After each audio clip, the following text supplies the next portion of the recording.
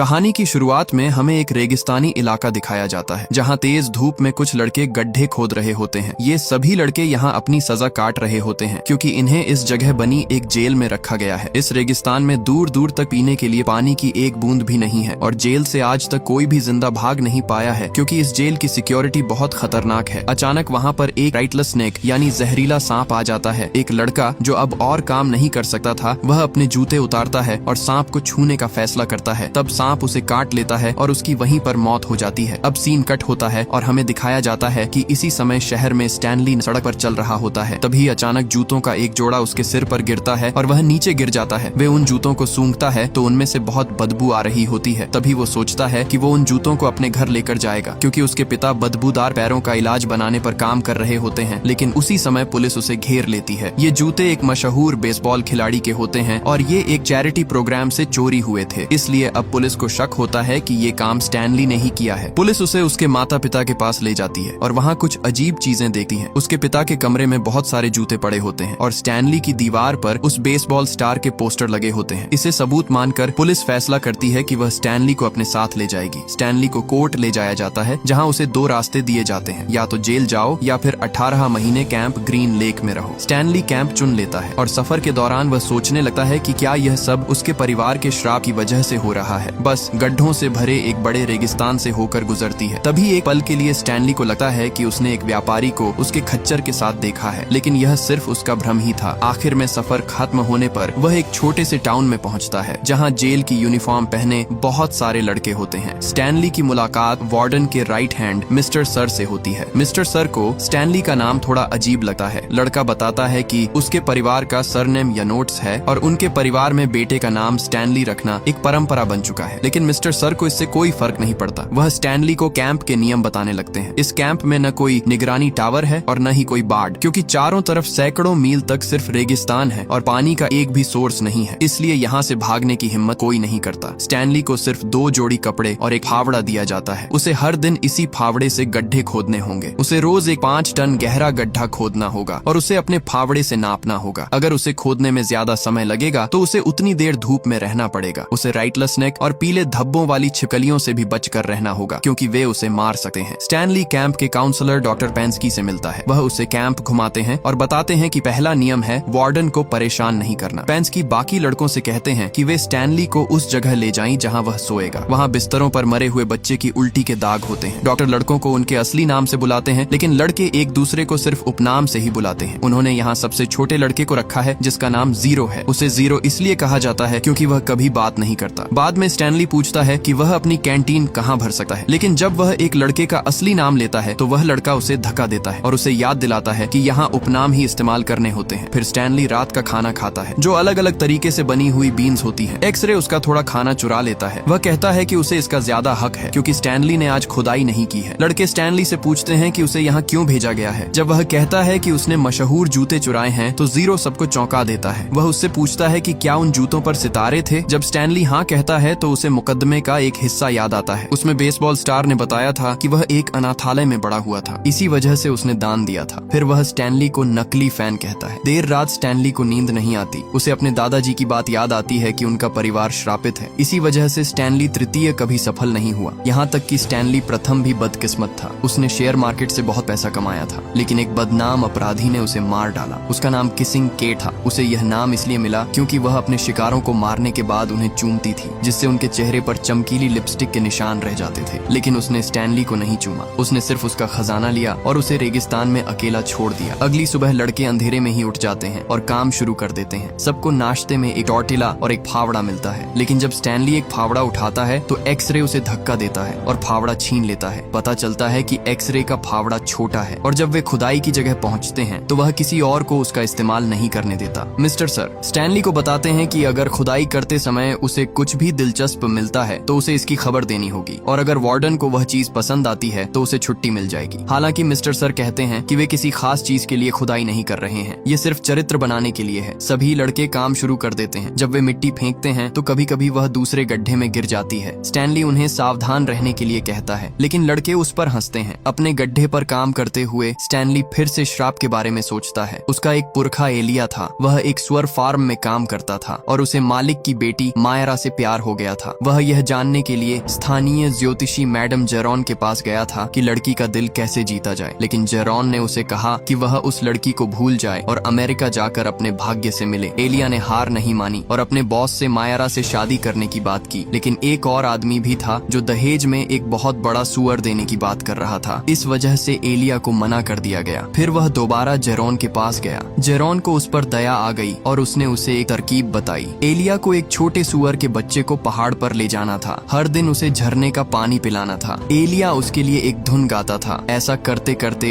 एलिया बड़ा होता गया और सुअर भी बड़ा होता गया। जब वह बहुत बड़ा हो गया तो उसे सबसे अच्छे जानवर की तरह इस्तेमाल किया जा सकता था। सुअर देने के बाद एलिया को वापस आना था और जेरॉन को पहाड़ पर लेकर जाना था ताकि वह भी झरने का पानी पी सके। अगर वह ऐसा नहीं करता तो उस पर और उसके पूरे परिवार पर श्राप पड़ जाता। एलिया ने कई दिनों तक यही काम किया जब तक सुअर बहुत बड़ा नहीं हो गया। फिर वह उसे अपने बॉस के पास ले गया, लेकिन दोनों सुअर एक ही आकार के निकले। तब बॉस ने मायरा से कहा कि वह खुद चुन ले कि वह किससे शादी करेगी। मायरा फैसला नहीं कर पाई, इसलिए उसने एक अनुमान लगाने वाला खेल खेलने का फैसला किया। लेकिन एलिया उसके इस बदले हुए रवैये से बहुत नाराज हो गया, इसलिए उसने अमेरिका जाने का फैसला कर लिया जैसा जेरॉन ने पहले कहा था। लेकिन जाने से पहले वह जेरॉन को पहाड़ पर ले जाना भूल गया। इस वजह से जेरॉन ने उसके पूरे परिवार को श्राप दे दिया। अब कहानी फिर से वर्तमान में आती है। मिस्टर सर अपनी ट्रक से गड्ढों के पास रुकते हैं ताकि लड़के अपनी कैंटीन में पानी भर सकें। वह स्टैनली को चिढ़ाते हैं क्योंकि उसके हाथों में पहली बार छाले पड़ गए हैं। सबसे पहले काम खत्म करने वाला जीरो होता है। वह बहुत तेज खोदता है और बाकी लड़के सोचते हैं कि शायद वह रेत खाता है। जब स्टैनली आखिरकार अपना गड्ढा खत्म करता है तो कोई भी उसकी मदद नहीं करता, इसलिए उसे खुद ही गड्ढे से बाहर निकलना सीखना पड़ता है। जब वह वापस कैंप में आता है तो वह देखता है कि मिस्टर सर उस पर बंदूक ताने खड़े हैं, लेकिन असल में वे एक पीली छिपकली पर निशाना लगा रहे होते हैं। पहली गोली चूक जाती है और छिपकली कूदकर स्टैनली पर हमला करने के लिए बाहर आ जाती है, लेकिन मिस्टर सर फिर से गोली चलाते हैं और छोटी छिपकली मर जाती है। दिन गुजरने लगते हैं और स्टैनली धीरे धीरे कैंप की दिनचर्या का आदी हो जाता है। वह सुबह जल्दी उठता है, बेस्वाद बीन्स खाता है, फिर पूरा दिन गड्ढे खोदता है जिससे उसके हाथों में और छाले पड़ जाते हैं। वहाँ अक्सर खतरनाक जानवर भी आसपास घूमते रहते हैं और कभी कभी शॉवर भी काम नहीं करता। दूसरे लड़के भी उसे परेशान करते रहते हैं और उसका मजाक उड़ाते हैं क्योंकि वह दिल का नरम है। स्टैनली मुसीबत से बचने के लिए चुप रहता है और जब वह अपनी माँ को चिट्ठी लिखता है तो वह झूठ बोलता है। वह कहता है कि वह एक सामान्य समर कैंप में बहुत अच्छा समय बिता रहा है। एक दोपहर स्टैनली को खुदाई करते समय एक जीवाश्म मिलता है। वह उसे लेकर आता है, लेकिन जब डॉक्टर यह बात पेंस्की को बताते हैं तो वार्डन को जीवाश्मों में कोई दिलचस्पी नहीं होती। वह यह भी बताता है कि पहले यहाँ एक झील हुआ करती थी और उसके आसपास की जमीन वार्डन के दादा की थी। इसके बाद एक फ्लैशबैक शुरू होता है जिसमें दिखाया जाता है कि यह शहर पहले बहुत जीवंत और अमीर हुआ करता था। सैम नाम का एक व्यापारी अक्सर अपनी गाड़ी लेकर आता था जिसे उसका खच्चर खींचता था। वह बहुत अच्छे प्याज बेचता था और वह कहता था कि ये प्याज हर बीमारी ठीक कर सकते हैं और खतरनाक छिपकलियों को भी दूर रखते हैं। सैम को शहर की टीचर कैथरीन पसंद थी और वह हमेशा उसके लिए प्याज की एक बोरी लाता था। बदले में कैथरीन उसे आड़ू का एक जार देती थी। शहर के बाकी आदमी भी कैथरीन को पसंद करते थे और सैम को उससे मिलने वाला ध्यान भी अच्छा लगता था। एक बरसात वाले दिन कैथरीन को बच्चों को घर भेजना पड़ा क्योंकि स्कूल की छत से पानी टपक रहा था। तब सैम ने छत ठीक करने की जिम्मेदारी ली। इससे उसे कैथरीन के साथ ज्यादा समय बिताने का मौका मिला, इसलिए सैम ने स्कूल के दूसरे हिस्सों को भी ठीक करना शुरू कर दिया। लेकिन शाम की वयस्क क्लास के कुछ लोग उस पर गलत बातें भी करते रहते थे। वार्डन के दादा वॉकर ने कैथरीन को डेट पर जाने के लिए कहा, लेकिन कैथरीन ने मना कर दिया। इससे वॉकर बहुत गुस्सा हो गया। आखिर में स्कूल शहर की सबसे खूबसूरत इमारत बन गया, लेकिन सैम का खच्चर खो गया, इसीलिए उसने उसकी जगह नाव का इस्तेमाल करना शुरू कर दिया। एक बरसात की दोपहर सैम और कैथरीन ने हिम्मत करके एक दूसरे को चूम लिया, लेकिन उन्हें नहीं पता था कि वॉकर उन्हें देख रहा है। वॉकर ने तुरंत यह खबर पूरे शहर में फैला दी। कुछ ही घंटों में शहर के लोग इकट्ठा हो गए और सजा के तौर पर उन्होंने स्कूल को जला दिया। कैथरीन मदद के लिए शेरिफ के पास भागी, लेकिन वह नशे में था और उसने कैथरीन से चुंबन मांगा। कैथरीन ने उसे धक्का देकर दूर कर दिया। शेरिफ ने उसका मजाक उड़ाया और सैम को गाली दी। कैथरीन ने कहा कि अलग जाति के लोगों का रिश्ता गैर कानूनी है और सैम को फांसी दी जाएगी। डर कर कैथरीन सैम को चेतावनी देने भागी, लेकिन तब तक बहुत देर हो चुकी थी। शहर के लोगों ने उसे उसकी नाव पर गोली मार दी। कुछ समय बाद कैथरीन वापस आई और शेरिफ को चूमने से पहले ही उसे गोली मार दी। फिर वह शहर छोड़कर चली गई और किसिंग केट नाम से मशहूर भगोड़ा बन गई। अब कहानी फिर से वर्तमान में आती है। एक्सरे स्टैनली के पास आता है और उससे कहता है कि अगली बार अगर उसे कुछ भी मिले तो वह उसे दे दे। बाद में कैंप में स्टैनली गलती से अपने एक परेशान करने वाले लड़के पर गिर जाता है और दोनों लगभग लड़ने लगते हैं, लेकिन बाकी लड़के उन्हें तुरंत शांत कर देते हैं। अब स्टैनली ने उनका सम्मान जीत लिया होता है। उसे केवमैन का उपनाम दिया जाता है और पानी की लाइन में उसे एक बेहतर जगह भी मिल जाती है। बाद में स्टैनली को अपनी माँ का एक पत्र मिलता है। उसमें लिखा होता है कि उसके पिता का प्रयोग बार बार असफल हो रहा है और मकान मालिक उन्हें जल्द ही घर से निकाल सकता है। जीरो देखता है कि स्टैनली पढ़ सकता है। वह मानता है कि उसने कभी पढ़ना नहीं सीखा, इसलिए वह स्टैनली से उसे सिखाने के लिए कहता है, लेकिन स्टैनली मना कर देता है। वह कहता है कि वह अच्छा टीचर नहीं है और वह बहुत थका हुआ है। दिन के अंत में स्टैनली बहुत थका हुआ होता है, इसलिए अगले खुदाई के समय उसे अपने आराम की जरूरत होती है। खुदाई करते समय स्टैनली को एक छोटी सी चीज मिलती है जिस पर KB अक्षर लिखे होते हैं। लड़के सोचते हैं कि शायद यह बंदूक की गोली है, लेकिन वह चीज बहुत पतली लगती है। एक्सरे स्टैनली की बात सुने बिना वह चीज अपने पास रख लेता है। जैसे ही पेंस्की उसे देखता है, वह तुरंत बॉस को खबर करता है। बॉस तुरंत वहाँ आ जाता है और लड़के यह देखकर चौंक जाते हैं कि वार्डन एक खूबसूरत महिला है। वह इस खोज से बहुत खुश होती है, इसलिए वह एक्सरे को उस दिन की छुट्टी दे देती है और बाकी लड़कों को एक्सरे के गड्ढे के आसपास पूरे इलाके की खुदाई करने का आदेश देती है। उस दोपहर लड़के ज्यादा मेहनत करते हैं, लेकिन उन्हें कुछ भी नहीं मिलता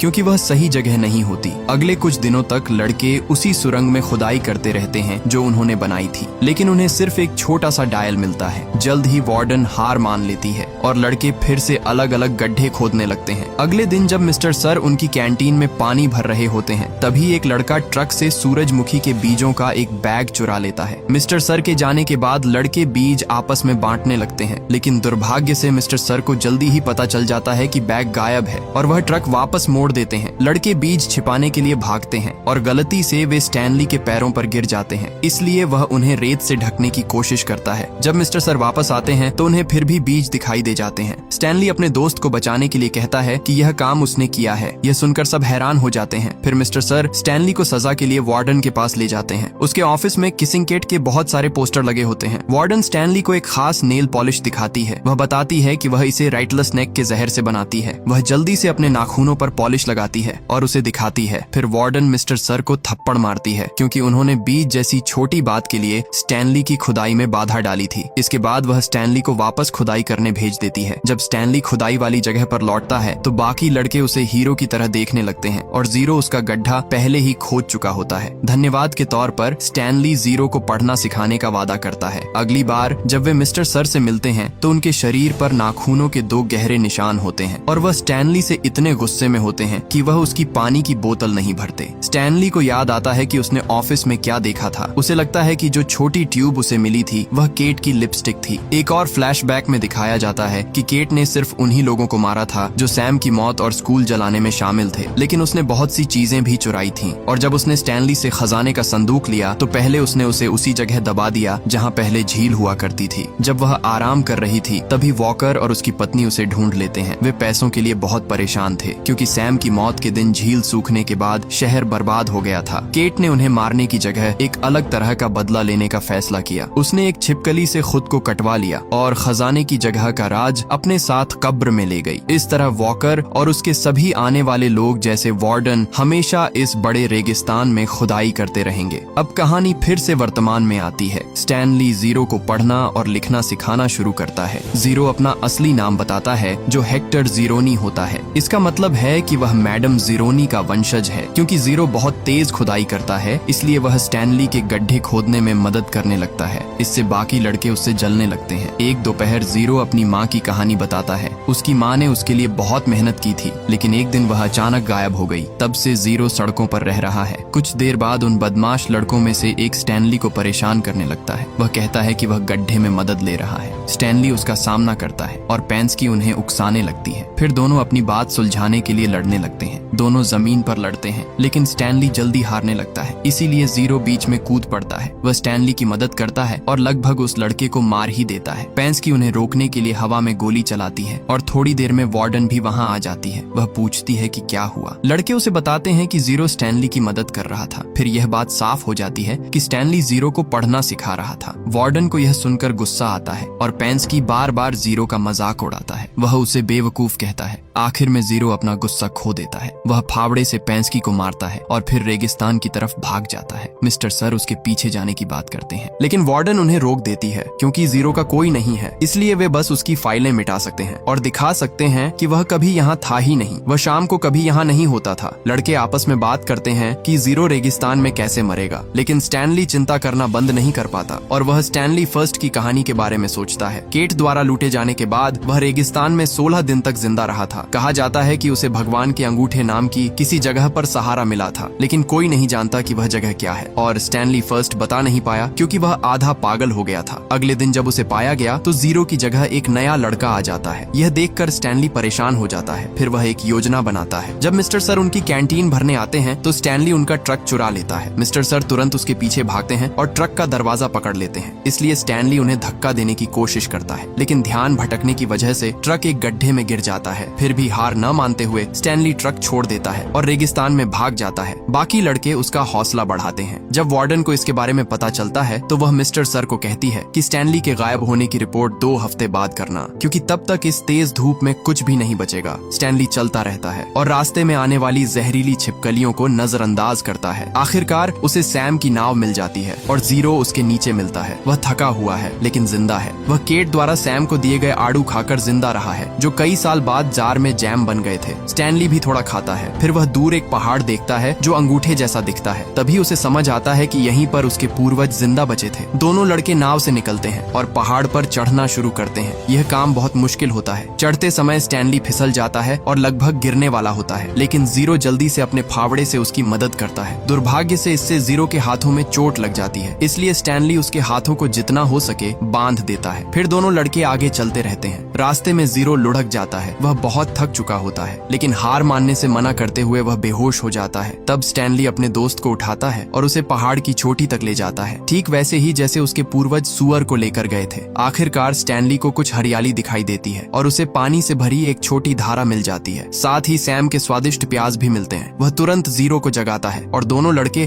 पानी पीते हैं और प्याज खाते हैं ताकि उनकी ताकत वापस आ सके। फिर स्टैनली एक गाना भी गाता है जो उसके परिवार को बहुत पसंद है। ये सुअर वाला गाना है जो कई पीढ़ियों से चलता आ रहा है। अब मैडम जीरो की आत्मा को शांति मिल सकती है क्योंकि परिवार से श्राप हट गया है। स्टैनली, जो तीसरा है, आखिर में अपना आविष्कार पूरा कर लेता है और आड़ू और प्याज को मिलाकर पैरों की बदबू का एक अच्छा इलाज ढूंढ लेता है। इसलिए परिवार अगले दिन जश्न मनाता है। अगली सुबह जीरो एक बड़ा सच बताता है। जूते उसी ने चुराए थे। उसने जूते आश्रय के लिए दान में रखे देखे थे। वह अंदर गया और उन्हें ले गया, यह जाने बिना कि वे बहुत मशहूर हैं। लेकिन पुलिस जल्दी ही उसके पीछे पड़ गई, इसलिए उसने जूते उतारकर पुल से नीचे फेंक दिए। गलती से वे स्टैनली जीरो पर जा गिरे। अगले दिन पैलेस से जूते चुराते हुए स्टैनली पकड़ा गया। स्टैनली को गुस्सा नहीं आया, बल्कि उसने इसे किस्मत समझा और खुश था कि ऐसा हुआ। इसी बीच स्टैनली का वकील उसे लेने के लिए शिविर में पहुंचा, क्योंकि यह तय हो गया था कि वह बेगुनाह है। वार्डन ने उसे बाहर निकाल दिया, लेकिन वकील ने वादा किया कि वह ज्यादा मदद लेकर वापस आएगी। स्टैनली और जीरो के ठीक होने पर वे खुदाई वाली जगह पर वापस आए और वह गड्ढा ढूंढ लिया जहां स्टैनली को लिपस्टिक मिली थी। बहुत खुदाई के बाद उन्हें आखिर में वह मशहूर संदूक मिल गया। उसी समय वार्डन और मिस्टर सर उन्हें ढूंढ लेते हैं, लेकिन तभी बहुत सारी छिपकलियां बाहर आ जाती हैं और दोनों लड़कों को और संदूक को बचाने के लिए उनके ऊपर फैल जाती हैं। वार्डन ने छिपकलियों के उन्हें मारने का इंतजार करने का फैसला किया और वह एक कहानी सुनाती है कि कैसे उसके दादाजी उसे क्रिसमस की सुबह भी खुदाई करवाते थे। क्रिसमस की सुबह आ जाती है और छिपकलियां अभी तक हिली भी नहीं हैं और न ही बच्चों को काटा है। अचानक वकील कुछ पुलिस वालों के साथ आ जाता है, जिससे उनकी बात बीच में रुक जाती है। वार्डन एक झूठी कहानी बनाती है कि लड़के ने उसके ऑफिस से संदूक चुरा लिया और भाग गया, लेकिन जीरो उस पर लिखे स्टैनली के नाम की तरफ इशारा करके उनकी बेगुनाही साबित कर देता है। इसके बाद वे शहर लौटते हैं और वकील संदूक को अपनी कार में रख देती है और फिर उनके जाने की बात कहती है, लेकिन स्टैनली जीरो के बिना जाने से मना कर देता है। इसलिए वकील उसकी फाइल मांगती है। जब उन्हें पता चलता है कि फाइल गायब है तो पुलिस वाला जांच की इजाजत लेने के लिए फोन करता है और पता चलता है कि मिस्टर सर एक भागा हुआ अपराधी है और पेंडांस्की असली डॉक्टर नहीं है। इसलिए दोनों आदमी और वार्डन गिरफ्तार हो जाते हैं। उसी समय कई सालों में पहली बार बिजली कड़कती है और लड़के कुछ दिनों बाद जश्न मनाने के लिए बाहर आते हैं। स्टैनली और जीरो परिवार के साथ संदूक खोलते हैं और बहुत सारा खजाना पाते हैं, जिसमें शेयर भी होते हैं। स्टैनली खजाना जीरो के साथ बांटना चाहता है और परिवार मान जाता है। इसलिए जीरो सबसे पहले पैसों से निजी जासूसों को अपनी माँ को ढूंढने के लिए रखता है, जो कि उसकी माँ को कुछ ही दिनों में ढूंढ निकालते हैं। कुछ समय बाद शिविर बंद हो जाता है और लड़कों को सही सलाह के लिए भेज दिया जाता है। स्टैनली और जीरो के परिवार पड़ोसी बन जाते हैं और शिविर से उनके दोस्त अक्सर उनसे मिलने आते हैं। स्टैनली का आविष्कार सफल हो जाता है और मशहूर बेसबॉल स्टार अब उसके एड्स में काम करता है। ये दिखाता है कि ये सब शुरू से ही जुड़ा हुआ था और इसी के साथ ये मूवी यहीं पर खत्म हो जाती है।